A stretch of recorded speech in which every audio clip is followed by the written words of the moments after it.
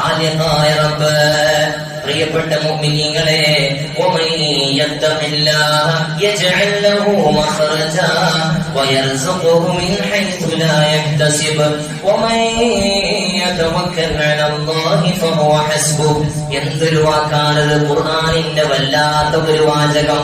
ആരാണ് റബ്ബിനെ തവക്കുലാക്കുന്നത് അവൻക്ക് അല്ലാഹു മതി എന്നാണല്ലോ.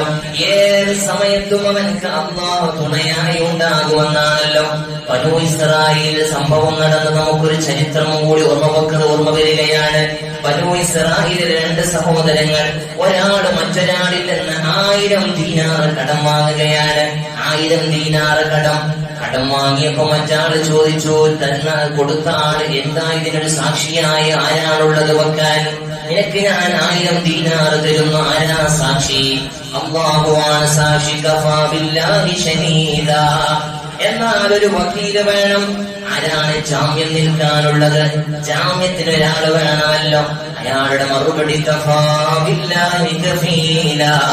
അല്ലാഹുവാണ് കഫീലും, അല്ലാഹുവാണ് ഷഹീദും. എല്ലാം ഞാൻ അവനെ ഏൽപ്പിക്കുകയാണ്. ഈ വാക്ക് കേട്ടപ്പോൾ അയാൾ സമ്മതിക്കുകയാണ്. നീ പറഞ്ഞതൊക്കെ ശരിയാണ്, ഞാൻ നിനക്ക് തരുന്നു. അല്ലാഹുവിൽ വിശ്വാസമുള്ള 2 പേർ. സമയമെത്തി, കൊടുക്കേണ്ട അവധിയെത്തി. എങ്ങനെ കൊടുക്കും? കടലിന്റെ ഇതിന്റെ തീരത്തെത്തുമ്പോ യാത്ര ചെയ്യാൻ ഒരു വാഹനമില്ല.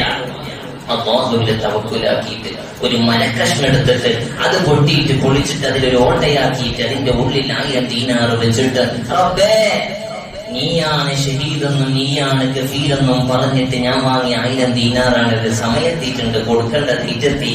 അവധി എത്തിയിട്ട് ഞാൻ പിന്തിക്കാൻ പാടില്ലതാ, ഏൽപ്പിക്കുകയാണ്, വെള്ളത്തിലെറിയുന്നു.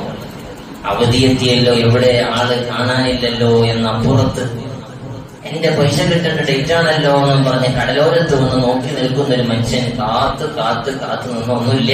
പോവാൻ ഒരുങ്ങുമ്പോ ഒരു മരക്കഷ്ണം ഒരുങ്ങി വരുന്നു.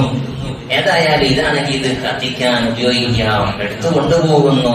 വീട്ടിൽ ചെന്ന് പൊട്ടിക്കുന്നു. ഉള്ളിൽ നിന്ന് 1000 ദീനാറും ഒരു കത്തും.